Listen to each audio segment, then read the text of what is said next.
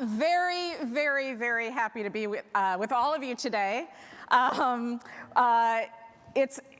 There's a lot happening. So, bom dia, meus amigos do Brasil. I know that some of you people got here at 7 o'clock this morning and stood online for like 3 hours. So I am grateful. I am grateful that you chose to do that. I am grateful that I have this opportunity to spend time with you. This isn't a speech. This is a thing we are going to do together today. And I promise you, for those of you who did wait, I am going to make every minute of this worth your while. So we have a group activity to start today. It's something we are going to do and experience together. So we gave you one of these little wooden blocks on your way in. I hope you still have it handy. If you did not procure a wooden block, that's fine. A pen, just something kind of hard that's not going to break. All right, please try to get that out now. All right, and I want you to hold that wood. Put your phones down. We'll do this together. All right, put the phones down. Hold up your block or something. All right, everybody got it up? Great. I want you to lean to your left. All right, and now put it under your butt. I am 100% serious. All right? Good, thank you. Let's get started. So, leave it there. All right, given everything that is happening in the world today, all right, let's bring it down. Given everything that's happening in the world right now, I thought it would be very appropriate for us to start with a quote from Lenin. But not this Lenin, this Lenin. Vlad, who once said there are weeks when decades happen. You know, it's weird. I don't know why, but for some strange reason, I can't stop thinking about authoritarian megalomaniacs, dangerous men who just want to seize power no matter what the cost.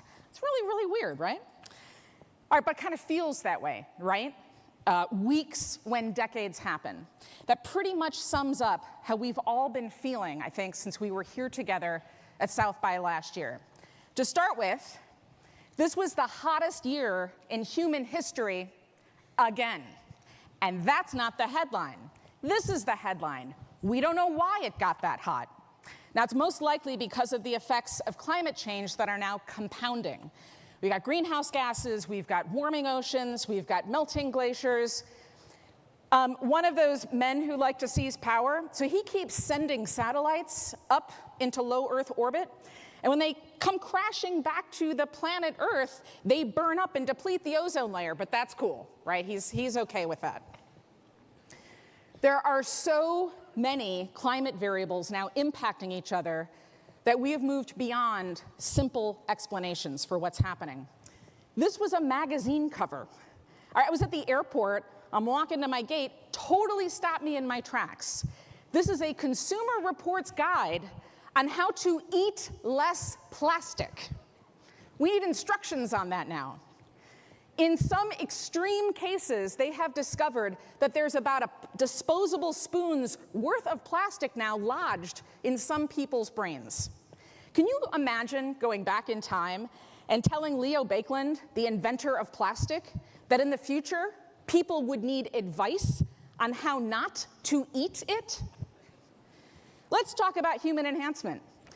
I don't follow any sports really besides professional cycling, and it was an amazing morning for women's cycling today. There was an amazing race. Yes, it was incredible.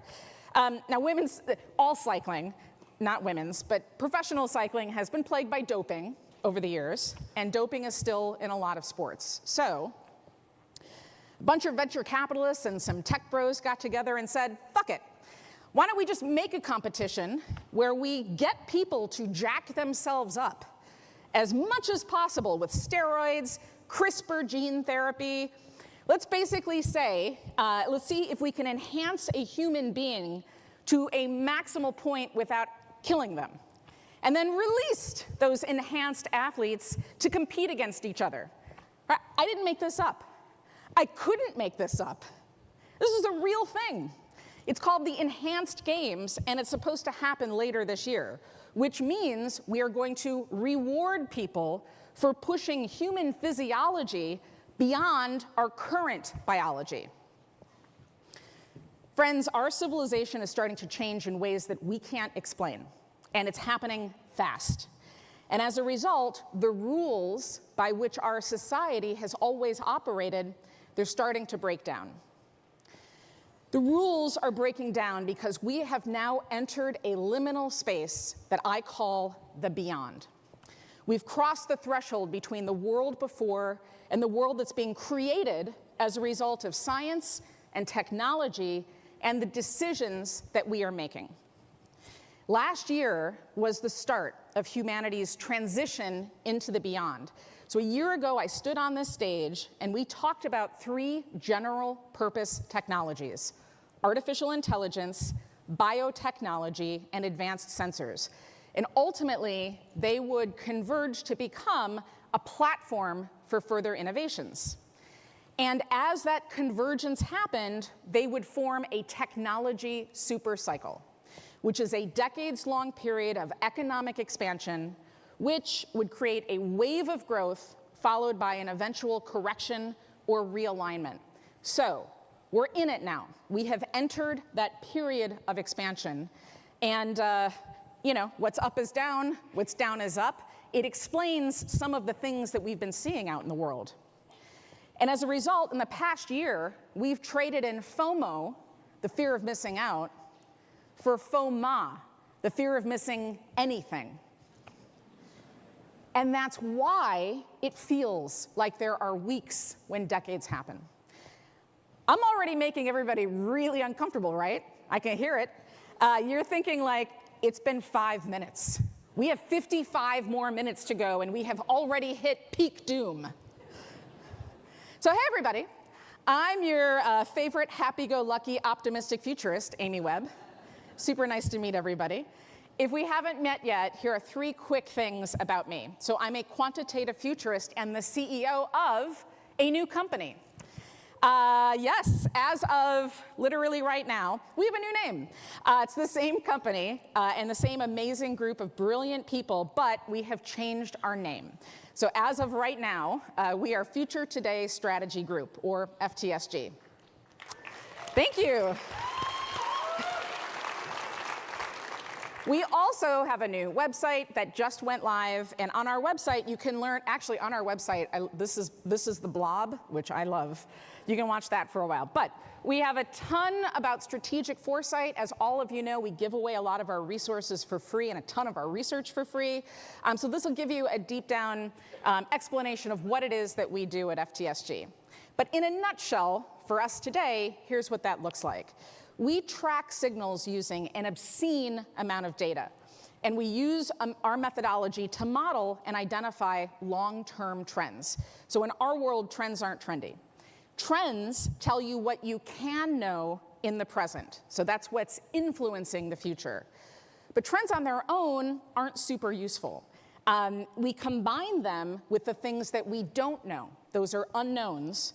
And the results are macro scenarios. That tells you what's plausible in the future. But that's great, right? Some of the scenarios wonderful, but leaders don't know what to do with them. So what do you do with it? Well, that part is strategy. And if we drill down on this Venn diagram here, the last step of the process in foresight is to ask, where is the world going? Where will value be created? And how will we participate? So the center of that Venn diagram is strategic foresight. In addition to all of the work that we do with our clients around the world, I'm also a professor at New York University Stern School of Business. A couple of Sternies in the room, it sounds like, where I developed and teach the MBA course on strategic foresight, along with my co-leader of that class, Mark Palatucci, and some other folks on my team. So Mark and I have taught this class at Stern for a long time, and we believe that the world needs more trained futurists who understand foresight. That's why we do it. All right, the third thing is, it is my privilege to be here with you and to get to launch our annual Tech Trends report here every year at South by Southwest. I've been coming for, I think, 20 years at this point, and this is the 18th anniversary edition of our trend report. As you may have guessed, the theme, thank you. I love all the applauding at the beginning. It gives me encouragement to keep going. So as you may have guessed, the theme for the report this year is Beyond. There are 15 sections of the report.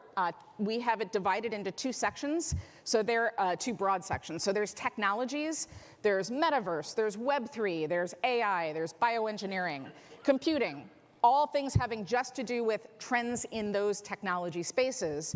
And then we have sections of the report that are just industries. So if you're in the built environment, healthcare, life sciences, entertainment, space, there are tons of trends specifically for you and your industry to help you see what's coming. This year, the report is exactly 1,000 pages long, which means we went beyond the limits of a rational consulting firm when we put this thing together. A lot of people think that we have a huge outside team that we assemble to help us put this report together every year, and the truth is, we don't. If you have a really good methodology, if you know how to do quant and qual research correctly, and if you work alongside brilliant people, which I get to do, you don't need a team of 30 to put together a trend report. You can do it with 6. And I get to do that with my team. Now, I know some of you are going to read all 1,000 pages of this report. You're going to annotate it. You're going to take notes. You are my people. But for the rest of you, who, that's a lot of reading, we did some of the summary work for you. So I know some of you are going to have to summarize. Just your boss is going to want the 3 things. Yes, or the 10 things or whatever. Probably 3. They don't have attention spans. Don't worry. We've already done the work for you. So we've got an executive summary with the 10 key takeaways. If you're skimming and summarizing for your boss, pick 3 of these, put it in your own PowerPoint deck, you're good. And if you need a framework, because we know how much you people like frameworks, take this. It's done. You can use that and manipulate it, and again, help this to explain to the other people in your organization how to use these trends. And of course, everybody's favorite page, which is the time of impact. So we've gone through all the different sections and all of your industries, and we've created a heat map showing you what to pay attention to when. So we have lots of specifics within each report. This is the advanced computing section written by my colleague Sam Jordan, who is super, super scary smart. She leads our advanced technology and computing vertical. Inside of each of the individual report sections are the top 5 things you need to know. We also have, this is really great, this is our annual Pioneers and Power Players list. So basically, these are the people we're going to pay attention to over the next year. We're not connected to them in any way. They're just people we think are going to be doing good stuff. So this is a good place for you to be looking at as well. Some of you may be on it. And then finally, the opportunities and threats that are presented by all of the trends. And of course, we have trends. Close to 700 trends this year. This is actually a page written by my colleague Victoria Chadoff, who's an expert on the future of entertainment and content and media and things like that. We also have the trajectory of these trends and scenarios describing how the future could look different than it does today as a result of what's happening. All right, now, everybody remembers how I asked you to sit on that wooden block at the beginning, right? And then I made you really, really uncomfortable because I told you we're all eating plastic and we have spoons in our heads and venture capitalists and tech bros are making advanced superhumans. Okay, there was a reason that I asked you to do this. It was to teach you about something that I call the stone in your shoe effect. The stone in your shoe effect explains how we wound up in the beyond without a plan. There's no vision for the world that we inhabit right now. There's no long-term plan. There is no strategy. And it explains why and how leaders make catastrophic decisions when they are facing transformative change. All of us, I know, has had a stone in our shoe at some point. And when this happens, it can consume all of your attention. All right, so imagine walking from the JW Marriott, where I was this morning, to here, the Austin Convention Center, with a tiny stone in your shoe. So you're walking, you're uncomfortable, you don't notice a big crack in the sidewalk, and you trip over it. And just as that happens, a lovely person stops to help you, but now you're even more irritated about the stone in your shoe, and you brush him off and you're like, I'm fine, except that he's just trying to brighten up your day, and that person turns out to be Pedro Pascal. And none of it mattered because you were fixated on that stupid, tiny stone in your shoe. By the way, this could actually happen to you because later today, Pedro Pascal will be on this stage here at South by Southwest, which is going to be amazing. All right, let's get back to it. A stone in your shoe creates a temporary cognitive impairment because your attention is constantly being pulled back to that discomfort. So it takes up mental bandwidth, the bandwidth that you should be using for higher level thinking. And if you don't intervene, your brain is going to prioritize eliminating that immediate discomfort over planning for the future. This explains why CEOs react rather than anticipate. It explains why companies iterate rather than innovate. And it explains why we often fear the future rather than plan for it. So today, that stone in your shoe, that's all the AI headlines. That's the FOMA. That's inflation. That's market dynamics. That's he who shall not be named. The problem is that these particular stones in your shoes, you can't take them out. Look, the future is going to show up regardless of how uncomfortable you are. The future is going to show up regardless of how we feel.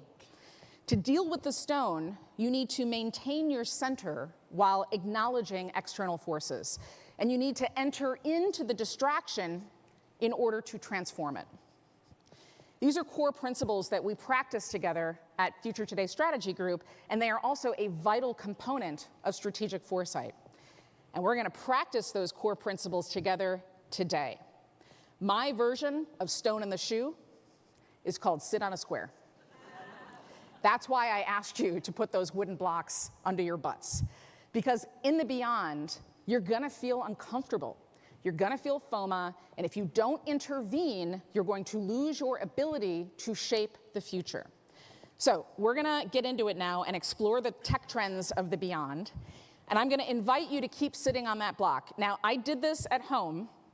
To be fair, I have a little more padding than some of you. So if you get truly, truly uncomfortable, take it out. But see if you can power through to the end. But practice focusing all of your attention on what I'm saying and what you're thinking in the moment. All right, so let's get started. The first cluster of trends in the beyond emerged because of a convergence between artificial intelligence and new ways to ingest data. So here I'm going to pull trends from our AI, metaverse, new realities, and computing sections of our trend report. And I'm going to zoom in for you to help you see the trends that got produced. Just a few weeks ago, tiny little, I'm sure nobody heard about this, small startup from China called DeepSeek, it matched OpenAI's performance with a fraction of the usual price tag in compute. And that sent markets into a frenzy, and it challenged what the big tech titans have been saying about what it would take to build advanced AI. And then, in what seemed like just a few hours later, researchers at Stanford and the University of Washington revealed yet another model, S1, which outperformed DeepSeek and OpenAI's O1 reasoning models using even fewer resources, like it cost like $50 to build this thing. So that's the situation with AI right now.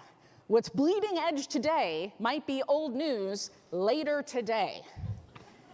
We have an entire 150-page section of our trend report dedicated just to AI trends, and you should spend some time with that. But for our purposes, I'm actually not so interested in the current AI trends. I'm interested in what happens in the beyond. So today's AI models, very impressive. But when they start to work together in teams, they become significantly more powerful. So let's start with multi-agent systems, or MAS. These assign each other tasks. They can build on each other's work. They can deliberate over a problem to find a solution that on their own they wouldn't have been able to do.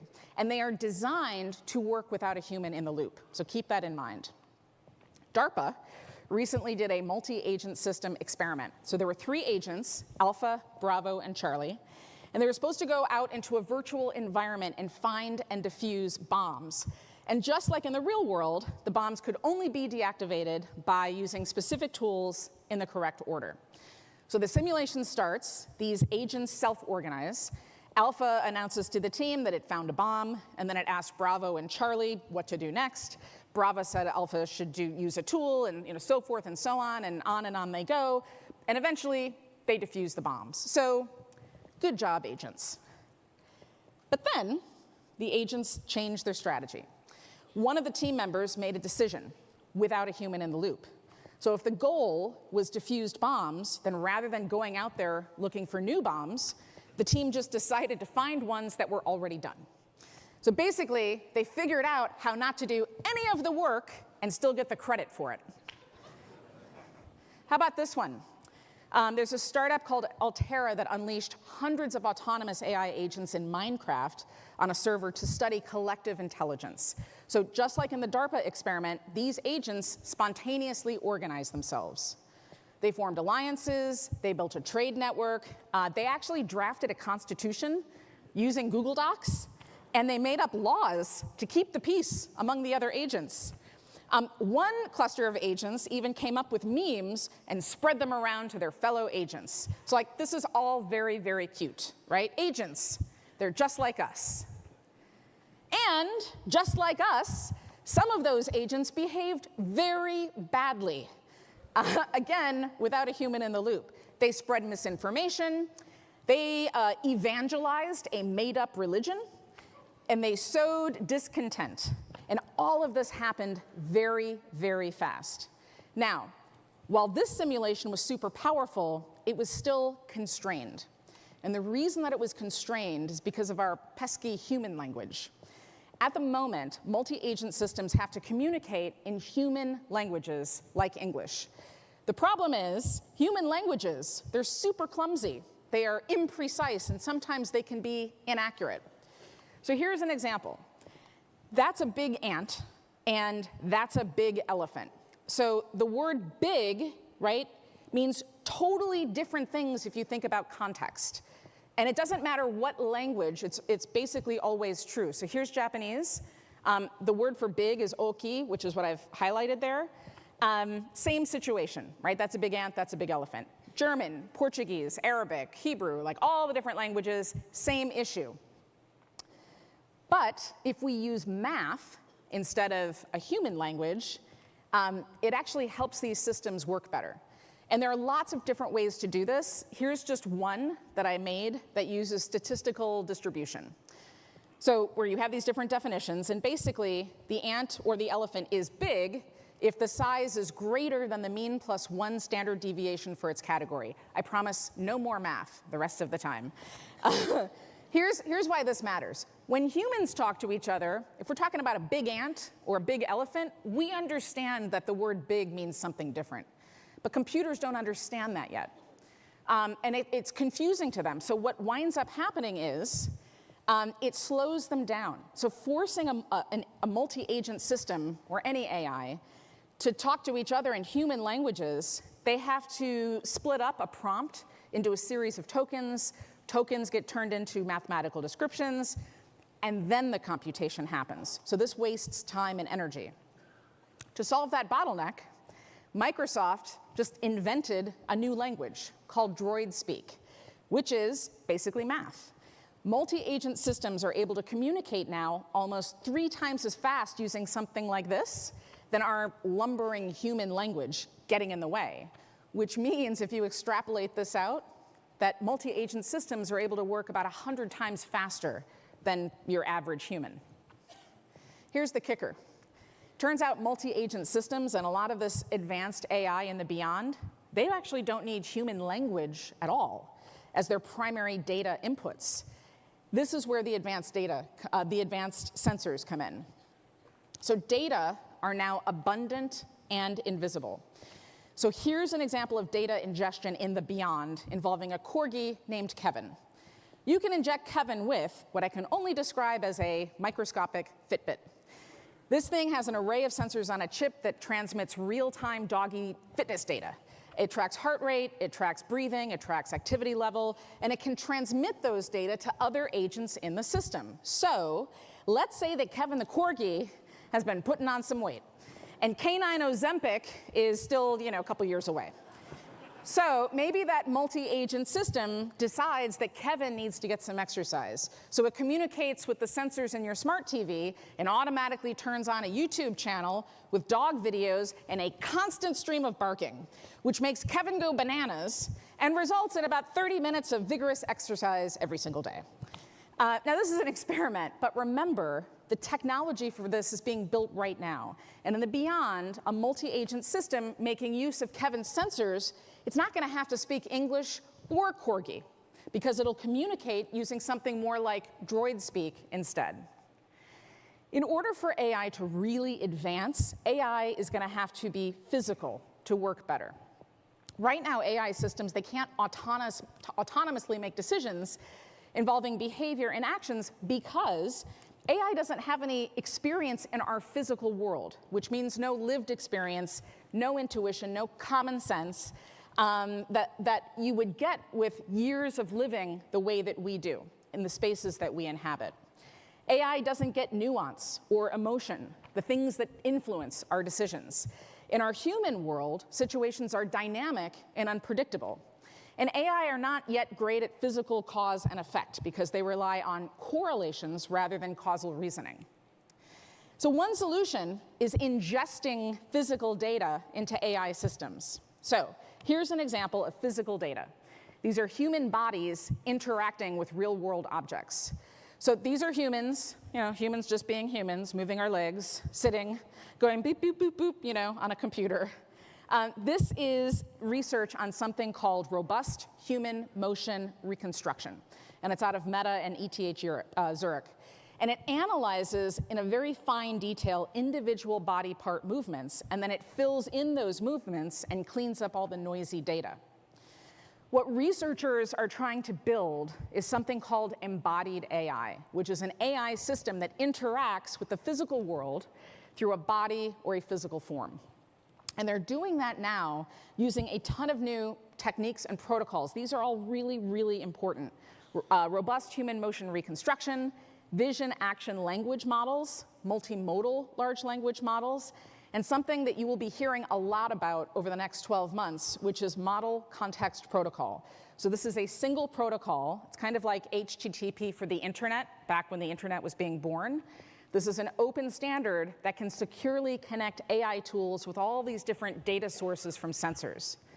At this point, all of the big tech companies are working on this technology, like all of them, including Apple, the telephone company. They're all working on these technologies now. 10 days ago, Apple's machine learning research team published new research on action space adapters, which can connect AI models to sensors in different spaces. They figured out how to make robot arms work better and how to get a machine to press the right button on another machine. They actually set a ton of new benchmarks in the process. So this gives you a sense now of what's happening. All right, do you know what the ultimate embodiment of AI would be? Right? Think about what's already custom built to interpret data from our physical world. Our brains. In the beyond, special sensors will connect to our brains to help AI become embodied, and for humans to embody AI. So what kind of data can we collect? Data from our eyes, data from our skin, from our ears. Our brains record all of those data, and now it's possible to play back those recordings using a computer later on. So this is an experiment where scientists showed some people pictures. They were hooked up to a functional MRI scanner, which recorded the brain activity while they looked at these pictures. And then afterwards, an AI system scraped the brain data, and it reconstructed what people saw. This is it. Here's another really interesting experiment. This is a woman named Ann Johnson who had a catastrophic stroke when she was just 30 years old, and it left her paralyzed and unable to speak. So about 18 months ago, some researchers implanted electrodes and collected the data from her brain signals, and then AI converted those signals into written and vocalized language. And it transmitted all of that to a generative AI avatar on a computer screen. So this thing talks for her. It even allows her to smile and to make other expressions, which she was never, ever able to do before. There's another man who was paralyzed because of a spinal cord injury, And a company called BlackRock Neurotech created a brain-computer interface with 192 electrodes and implanted those in him. Now, he can pilot a virtual drone through an obstacle course just by imagining his fingers moving. His brain signals are being interpreted by an AI model. So here's your first key insight, and this is a really important one. Sensor networks are transforming AI from observer to controller. So I just showed you a bunch of trends related to AI and data ingestion and sensors and computing. So at FTSG, here's what we would do next. We would combine those trends with the things that we cannot and don't know, uncertainties, and we would just ask questions. We would ask questions of ourselves, and we would have what-if conversations with our clients. Like, what if one of the agents in a multi-agent system goes rogue? Let's say that you're a major airline, and a scheduling agent in your booking system begins deliberately double booking seats on high-demand routes in order to do what it was told to do, maximize profits. And then other cooperative agents continue optimizing around those invalid bookings. Your entire fleet would be grounded, probably for several days, so that you could just untangle the mess. A few years from now, what if your boss demands that you get chipped, like Kevin the Corgi, to keep your job? All right, so stock traders, I'm actually looking at you. What if your bank's risk management team decides that they want to monitor your heart rate and your stress levels during market hours to see if you're making any panic-driven decisions? If the risk management team's AI saw psychological patterns and physiological patterns that match when people make irrational decisions, they may shut you down and totally cut off your access until you calm down, or at least the AI thinks that you have calmed down.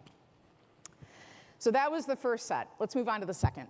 The second cluster of trends in the beyond combine artificial intelligence and biology.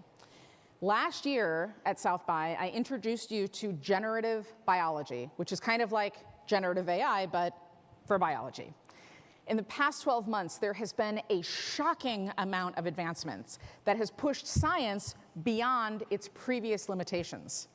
So I'm going to pull in trends from AI, our biotechnology section of the report, as well as the built environment. Google's DeepMind released AlphaFold 3, which can now predict the structures and interactions of all biological molecules, proteins, DNA, RNA, something called a ligand, which are small molecules that can bind to proteins. This is remarkable. I could spend 8 hours talking to you about why this is so important. This new system lives on something called AlphaFold Server, and anybody can use it. So I know you've heard about no-code and low-code, with cloud computing and stuff. So this is like that, but for biology. Here's why this matters. R&D breakthroughs that were elusive, experiments that couldn't be done, basically all of those old rules are shattered now. And anybody can get biology predictions in minutes. So I know some of you are thinking, hey lady, I'm on the marketing team of my company. What do I care from a generative biology, whatever it is that you're talking about? Okay, let me tell you why. You should care because any company that makes any physical product is about to be impacted. Clothing, food, packaging, menopause supplies, breast pumps, tampons, toothpaste, all of it. So with this new power, what might we create? How about meat rice? This kind of looks like ground beef, right? A little bit? It's not. This is rice made with cow genes. And it's this delicious pink color. So maybe soon we can all have carbs and proteins in one delicious pink bite. I know a few of you, yes, I know a few of you are like, I really wish I could grow an extra set of teeth in a pig. So that in the future, when I age, I would never need dentures. I can just extract my tooth out of a pig and stick it in my mouth when I get old. That's a dream many of us have. This is not the future, my friends. This is the beyond And all of this has already been done. If you want cow rice, you can go out and get some. These are real human teeth growing inside of a pig. So what might we create in the beyond? I don't think that's the right question to ask. I think a better question is, what happens when we go beyond and start to create materials themselves that don't follow the rules? Well, those would be called metamaterials. Metamaterials are engineered materials with properties that aren't found in nature. And they're created through precise microstructural design rather than just biology or chemical composition on their own. So metamaterials break the normal rules of physics. They can bend light or sound in the opposite direction of what would normally happen. They can have impossible shapes. They're programmable matter. They can change their properties in response to external stimulation like light or heat. And so when you link artificial intelligence to biology and metamaterials, the future looks really weird. Consider the humble brick. Now, what if this brick behaved more like a human lung? It could have similar filtration properties to our lungs, like cilia, so that it would automatically filter out pollutants from the air. Or what if this brick behaves more like the elastic waistband of your pants? It could switch between rigid and flexible when it was triggered. For example, buildings could loosen up during an earthquake so that they don't tumble down. And what if we went beyond that and created super smart programmable materials, like tiny networks of brains? So last year at South by, if you recall, I introduced you to organoid intelligence, or OI, which had just sort of come out. OI uses biological materials, usually brain cells, for information processing. Basically, it just allows you to do more and better computing than silicon could do on its own. So this is a brain organoid. This was made at Johns Hopkins in Baltimore. And the idea that some people have is, well, maybe we could make a bunch of these things and connect them to silicon chips and invent new kinds of computers. Why would we make a brain computer? Because AI is super, super energy intensive. And because we want more powerful computers to do stuff for us. Now, last year I told you to keep an eye on a company called Cortical Labs, and we looked at some of their research during the session. When we talked about this at South by Southwest last year, all of this was brand new. And I know some of you went home and were like, organoid intelligence, brain computers, like, what is she talking about? This is the distant, crazy future. Well, guess what launched on Tuesday? A brain computer. This is real. This is the world's first computer made out of human neurons. And the operating system, well, it's not Windows. It runs the Biological Intelligence Operating System, or BIOS for short. And if any of you are computer nerds, you will get the very clever joke inside of that name. These are programmable organic neural networks born on a silicon chip living inside of a digital world. And now, you can have one in your home office. There's another company called Final Spark. They're selling something more like a brain cloud. It built a platform out of human brains and silicon chips. And the platform has about 10,000 living neurons. So I know you're like, 10,000, is that a good number? I don't know. So on the left-hand side, that's the biocomputer. And living neurons are sort of analogous to transistors in a traditional computer. So I've got an Apple desktop computer, and it has around 28 billion transistors. So 10,000, maybe not a lot. Except that the Apple II had 3,500 transistors. And back in the day, this machine blew people's minds. All right? So folks, we are in the beyond, where the rules of computing have now broken. What I've just shown you are the first living machines, the first commercial examples of organoid intelligence. So here's your second key insight. In the beyond, AI and biology, they're merging to make matter programmable and life reprogrammable. I don't know about you, but I certainly have some questions. The first of which is, whose brain parts are in these computers? Do I get a say over whose brain parts are in the living computer that's now doing, very, very important computations? And what are the ethics of all of this? But there are some more practical questions you should be asking as well. Pharmaceutical and life sciences companies, this is for you. You got a plan? Like, what's your long-term plan here? If anybody can now predict a biological structure in a minute, and there's no-code, low-code biology computing, like, what is your value proposition? You're about to have some new competition in your future, and they are going to be much more agile and faster than your organizational structure will allow. And they're probably going to use advanced technology, like brain computers, to solve the kinds of problems that you can't. For those of you in architecture and construction and urban planning, you talk a lot about smart cities, but I wonder if it's time to change the conversation away from automated traffic lights and things like that to maybe smart materials that make up the cities and smart materials that make up the infrastructure to make cities more adaptable and better for citizens. For those of you in manufacturing, this is a real question.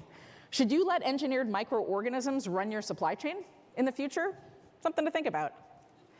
All right, this is the third trend section, and that has to do with biology and sensors.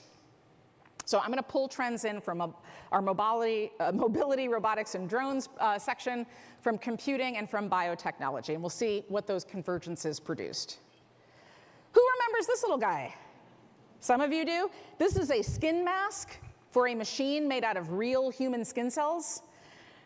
This was a prototype for a future robot that will have skin. It can scar, it can burn, it can self-heal, and as you can see, it can bend and contort into human expression. FYI, human skin is not supposed to do this unless it's attached to a human body, and yet we put it on a robot. So think about your own body for just a moment. In a way, you're kind of a squishy robot. Your skin is super strong. It is durable. It keeps trillions of tiny machines inside of your body protected and safe. Like this machine. This is a machine with a motor. It has a little spinny thing and an axle and a power source, and it can reverse directions. This machine is inside of your body right now. It's called a flagellar motor. And there are some researchers at the University of New South Wales that have been taking different motors and different parts off of bacteria and sticking them together to make something new, kind of like a Lego. The result is a chimeric microbe motor. Now, this is just an illustration. It's not the real thing, but it kind of shows you what they did. They combined different parts of motors from different bacteria using computers. It has 6 nanometers in diameter, and it can generate its own electricity, and it has its own little wheels. The next iteration of this is going to have more parts so that it can carry cargo. Here's another interesting development. We talk about wearables all the time. Well, how about wearables for your cells? What cells, you may be wondering? Sperm. Look, everybody has been blaming women for centuries when they can't get pregnant. Like, you're 35, your womb is geriatric. It's all dried up and shriveled.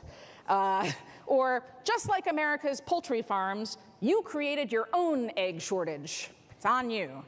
Well, here's a fun fact. Statistically speaking, it's not us. It's the sperm. It turns out sperm are very, very bad at directions. They are all over the place. They are very easily distracted. There's a gigantic, obvious target dead ahead, and the sperm are spinning off into oblivion. So, wearables for sperm, it kind of makes sense if you think about it. They're called sperm bots, and this is it. Now, these were actually introduced in 2016 by some German researchers at the Institute for Integrative Nanosciences. So it's like a tiny little coil that goes around an individual sperm and responds to a magnet, which means we can shut off the spinning into oblivion autopilot, put a coil on one, and then using an external magnet, sort of force the sperm to go where we need it to. So this was a little, this is a couple years ago, but here's what the next iteration of this research looks like in the beyond. Sperm bots are going to get an upgrade. There'll be new tools to help them carry drug payloads. And they represent a new class of tiny wearables that you wear inside your body, like a wearable for neurons.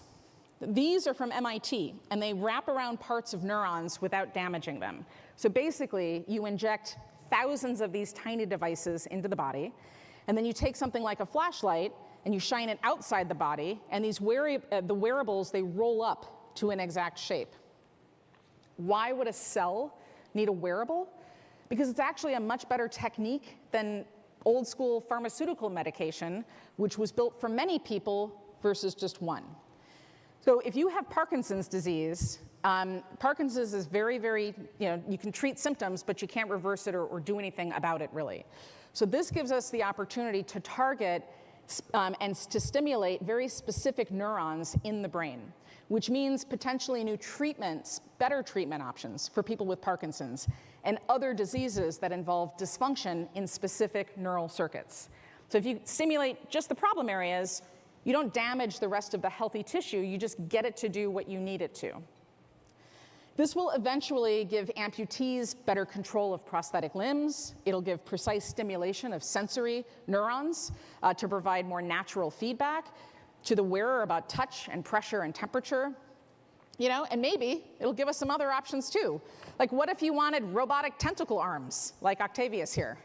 There are some researchers in London trying to figure out how the brain might control extra limbs using this technology. So you could have a neural implant that you could then control an exoskeleton with, or tentacles, if that's your thing, and be able to actually use something like this. So here's your third key insight. Microscopic machines are going to give us power over nature. So again, we should have some what-if questions.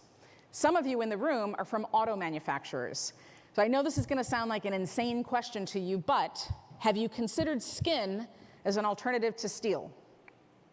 Not human skin, not Hannibal Lecter, but rhinoceros skin.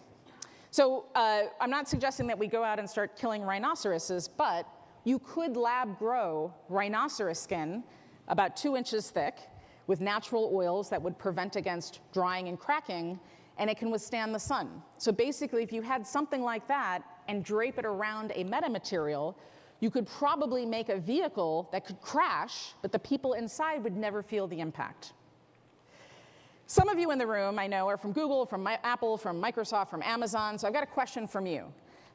Would biology make a better battery? So in the future, some of what I've just shown you, it's going to collect and concentrate ambient energy, so think heat and vibration and light, and convert that energy for devices.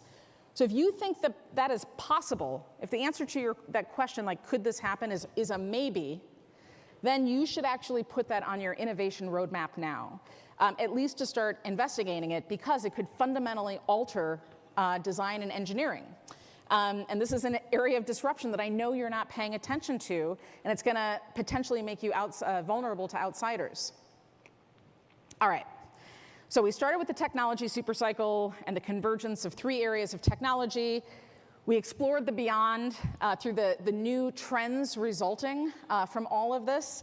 And you've been sitting on a wooden block this entire time, feeling a little discomfort, trying to stay focused. Now I want us to zoom way out and connect all of these dots together. So I've been talking about the beyond almost as a metaphor for this new liminal space we are all living in. But the reality is the beyond is not a metaphor. It's a real thing. The beyond is living intelligence. And living intelligence is going to rewrite the rules of our reality as we know it today, and we are not prepared. Living intelligence is a system that can sense and learn and adapt and evolve, and it's made possible through artificial intelligence, advanced sensors, and biotech. So LI is not a singular system. It's an ecosystem of interconnected agents and machines and biological entities, which is why LI is not the same thing as AGI, artificial general intelligence, although AGI is a part of it. AGI is a singular system designed to match or surpass our human-level intelligence. The problem is right now that it's not quite there yet, and most organizations are basically only hyper-focused on AI, and specifically agentic AI, or like AI palace intrigue.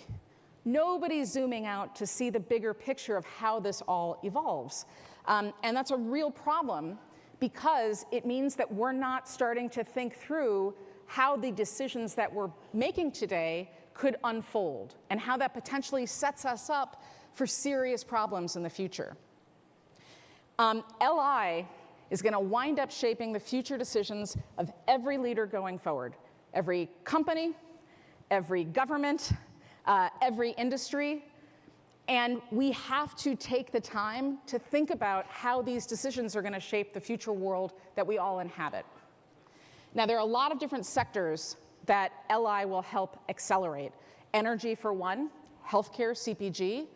But I want to take a deep dive into a sector where living intelligence has already made an impact. We just haven't talked about it yet.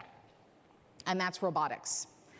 We've been living with the idea of robots for so long. In 1928, this was Eric. Eric could sit and stand and deliver a speech. It was recorded, but still. And in 2013, right here, this is Atlas from Boston Dynamics. It was a 6'2" humanoid robot. If you remember, it could run, it could jump, blew everybody's minds. So both times, a lot of people thought, this is the dawn of the robot era. But 100 years later, we don't have robot butlers in our houses. We have cats on Roombas. It's a very expensive cat toy. Here's why robots haven't been able to advance and why you're going to suddenly start hearing a lot about robots over the next 12 to 24 months. Robots get confused with clutter. Robots need to see and understand their surroundings. They don't know how to handle the dynamics of our environment or unpredictability. So they need extensive training to handle new situations. The things that humans can do, these are monumental challenges still for robots, like tying your shoes. This is something all of us know how to do, but it requires tactile feedback and precision grip in order to control the laces. This is a super, super hard thing for a robot to do.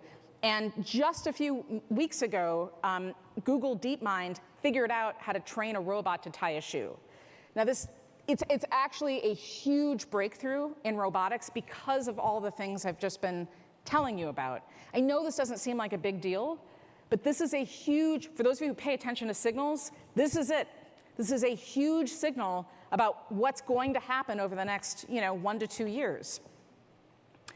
Living intelligence is finally going to start unlocking new pathways to advancements, and the robots that are coming for us in the future do not necessarily look like, walking, talking humans.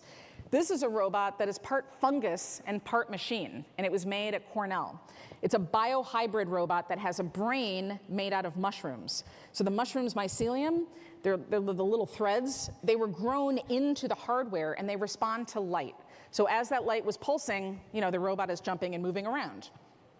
This is a biohybrid robotic jellyfish made at Caltech. It's part jellyfish, part hat with different sensors.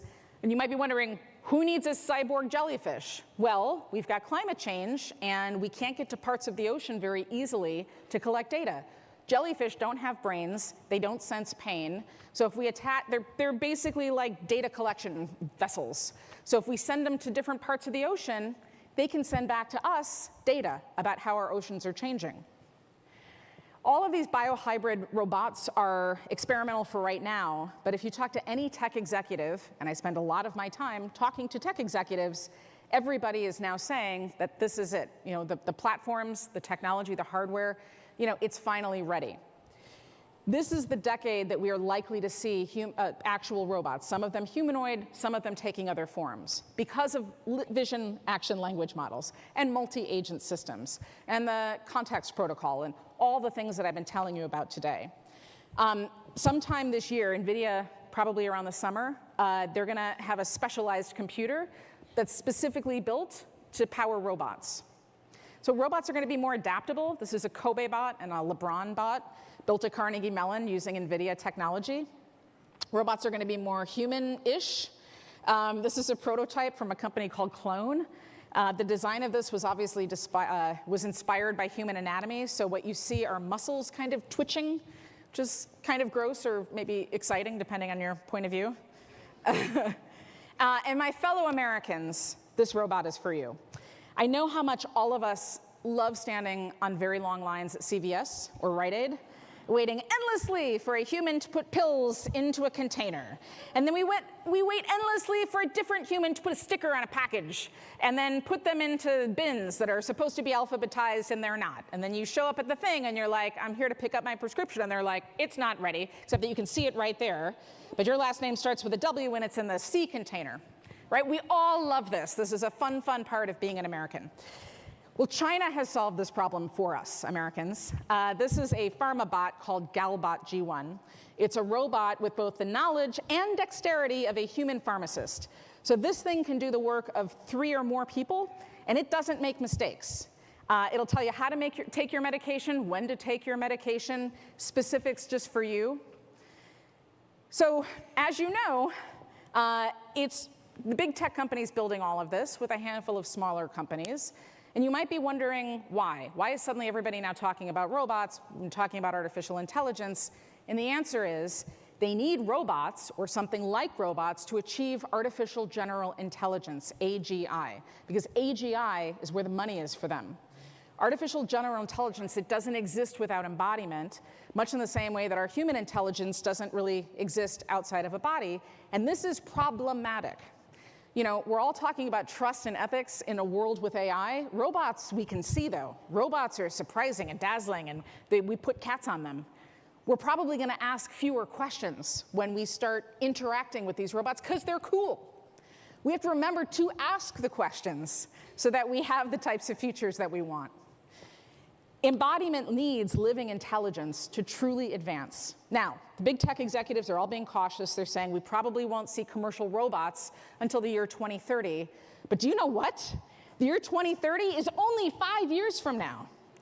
Look, you can argue that none of this feels important, but I want you to keep in mind that there are things we do today that we never would have done 5 years ago, like send billionaires for joyrides into space. We would never see a therapist to talk about our human problems when that therapist is not human. Or listening to this Lennon sing a brand new song 43 years after he died. Possibilities come with responsibilities. Living intelligence could let us fully realize our humanity or destroy it. So, we're at the end, near the end here, and this is where we extrapolate into the future and see how all of this technology might turn out.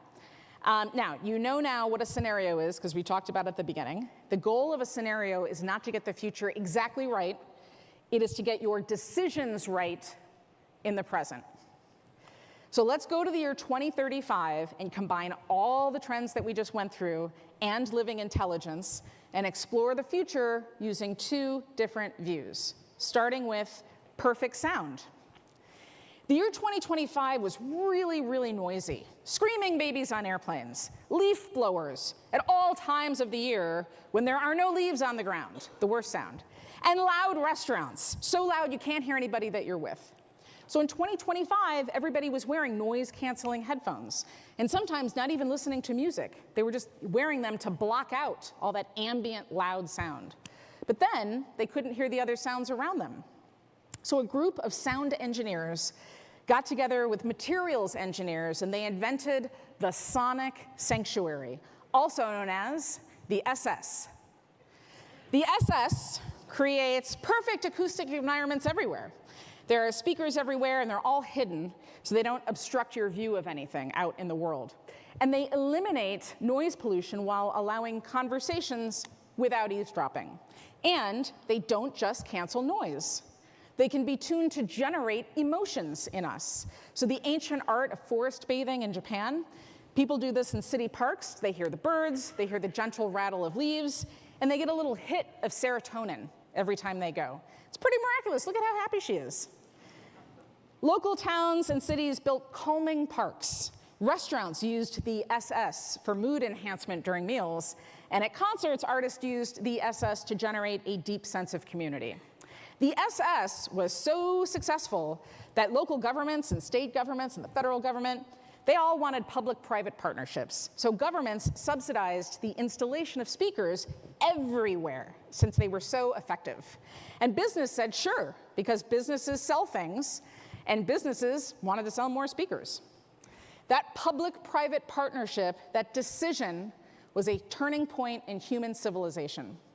In 2035, the government still had an autocratic leader and his tech bro sidekick. They just wouldn't leave. And they brought in a lot of terrifying new policies that were pretty anti-democratic, anti-liberty, anti-business. And those business leaders, they got caught off guard again because they didn't do the planning. So 1 million people were really mad, and they planned to march on the Capitol to protest. So the 1 million protesters arrive, but weirdly, there's no police anywhere. Instead, there are dozens of robots, not armed with guns or bombs or anything like that. They just have speakers on their chests with a familiar acronym, the SS. And when people ask who they are, the robots say, sonic security. They point to signs everywhere that say ambient optimization zone. Within 10 minutes, the protesters are like, let's go home. They feel subdued. They feel apathetic. They're not sure why.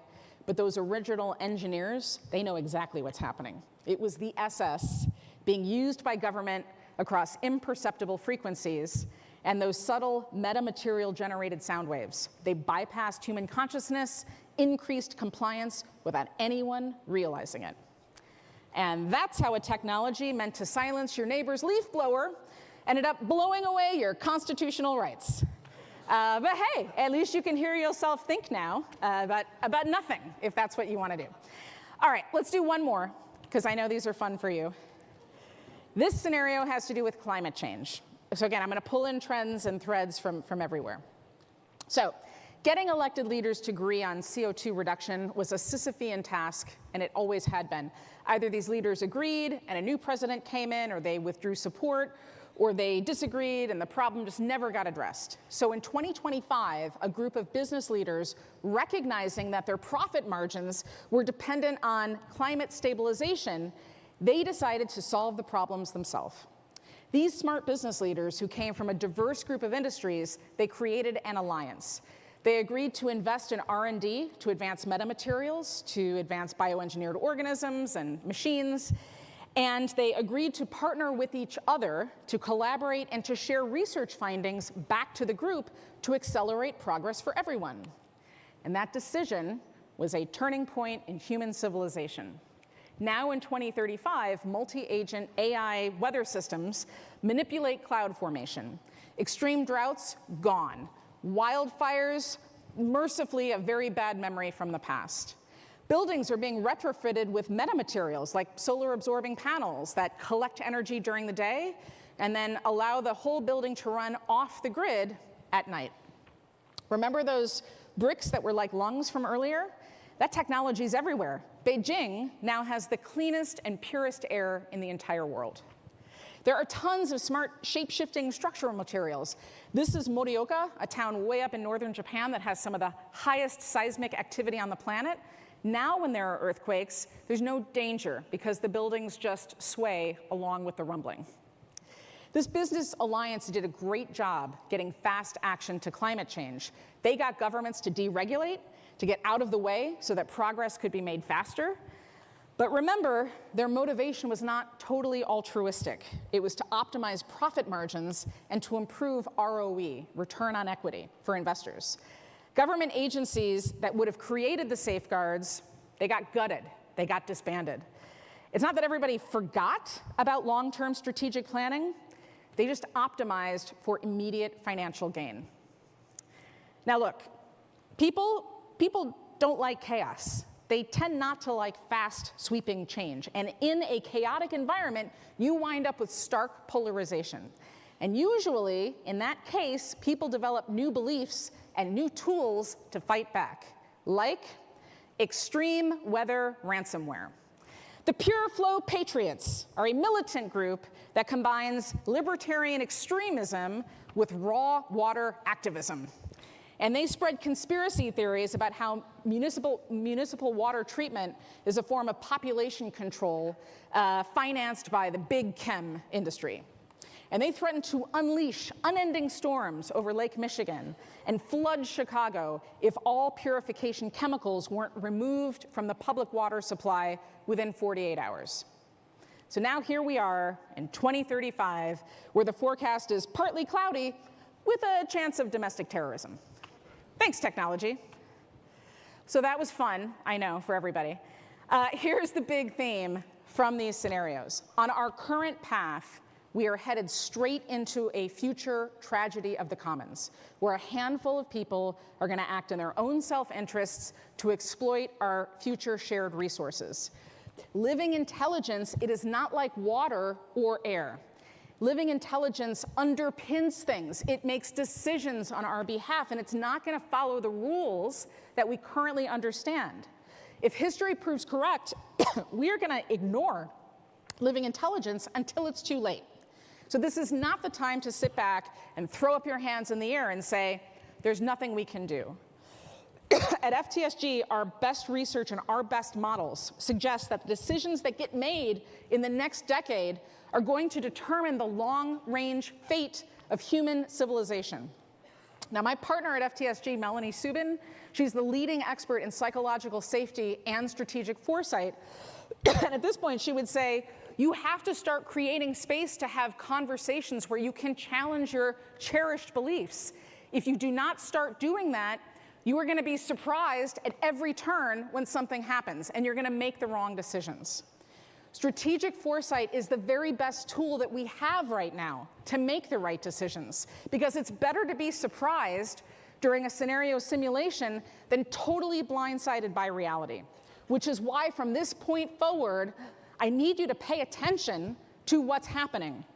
And then I need you to position the people that are around you to make better decisions. So we're at the end, and it is time to retrieve those wooden blocks for those of you still sitting on them. All right? You were uncomfortable, you didn't die. Now take a look at what they say. These are little reminders of what we all just went through together and what it's going to take for us to thrive together in the beyond. So I want you to take these blocks home. I want you to keep them with you somewhere visible, wherever you do your work, and I want them to serve as a warning, not to get distracted, but I also want them to serve as motivation. I want you to remember that you are part of a community of people that are hell-bent on making the right decisions. Remember, you sat on a square today so that you could build a better future. And that is an experience that you're going to take this with you back for the rest of your life. And the rest of your life starts right now. So we all have some work to do. I'd like for you to download our report. We give it away for free. There's a bunch of other resources in here. For those of you who know us, we make our methodology public. I'm very, very serious. I know every year I'm like, hey, let's get to work and think like futurists, but we're in it now. And we all have to get to work together. Okay? 2 more seconds. People are taking photos. All right. If you want to take an even deeper dive, my FTSG colleagues are teaching a strategic foresight masterclass over the next several days. If you compete, there's all kinds of information on the South by Southwest website. If you complete 3 out of the 4, you will get a certification that you can take with you. My colleague Mark is one of the foremost leaders on foresight and design. He's teaching a class. Nick is insurance and finance and an expert in that. He's teaching a class, so come and join us. If you can, this is the certification. You can put it on LinkedIn. You can put it on your Christmas card. I've got a book signing later today. Finally, please, when you see somebody from South by Southwest, please tell them thank you. And everybody, they are here to volunteer for us. We're here thinking about the future, but they have to make us happy in the present. Remember, you create the future every day with the decisions that you make. Every decision is a doorway that you can walk through to make tomorrow better. Remember that. Thank you. I will see you next year.